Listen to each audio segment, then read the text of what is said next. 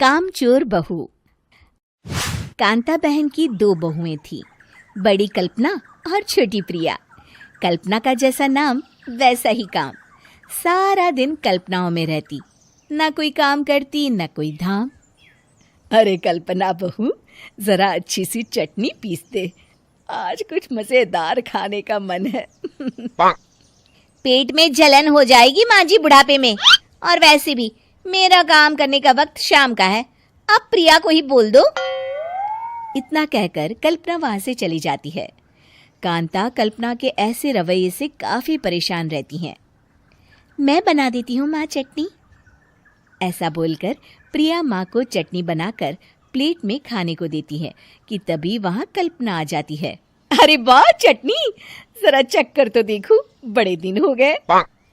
अरे नहीं बहू, तू तो रहने ही दे चटनी खाना, पेट में जलन हो जाएगी।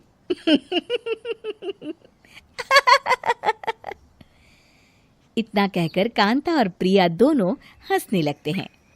कल्पना सारा दिन या तो मोबाइल में यूट्यूब देखती या फिर सोती रहती।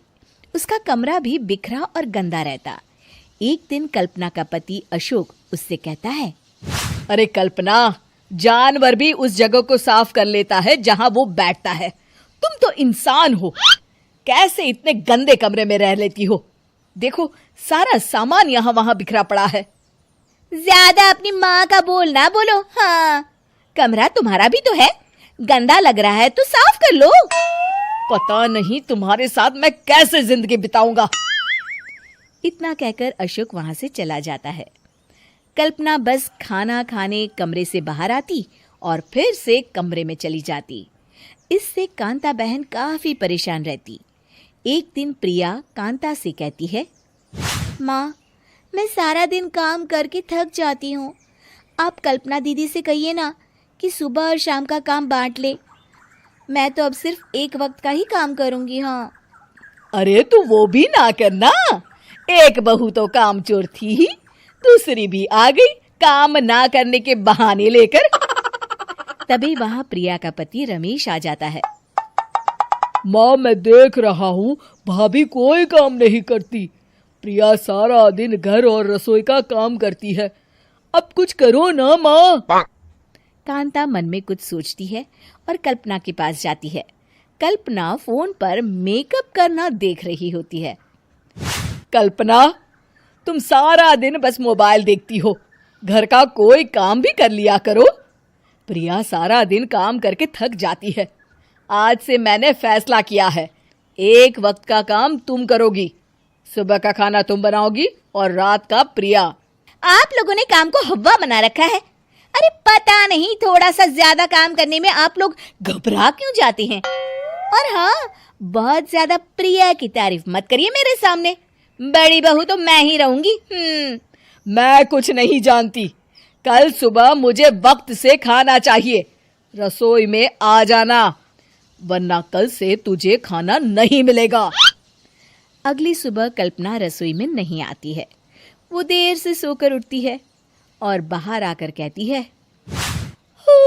अरे भूख लगी है, आज खाने में क्या है?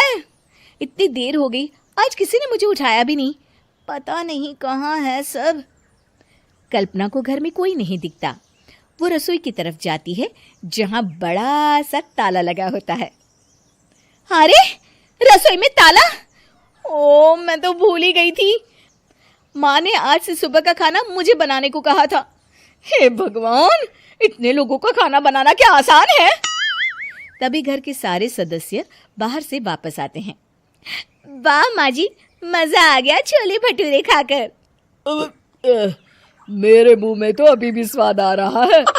अरे कल्पना, तेरे भरोसे रहते तो हम तो भूखे ही रह जाते। कल्पना को बहुत गुस्सा आ जाता है।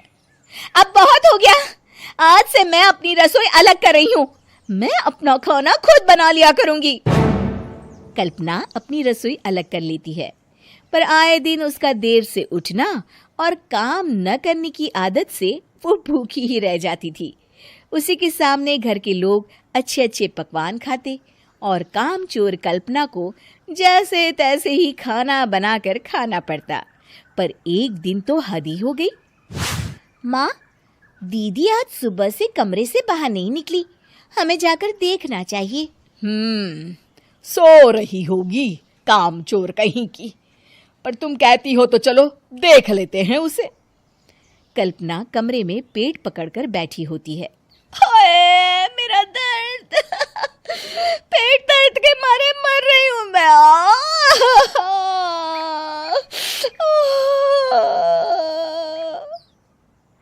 अरे दीदी, क्या हुआ? पेट में दर्द क्यों हो रहा है? डॉक्टर को दिखाया आपने? माँ, कल्पना खड़ी होती है और माँ जी के पास आती है।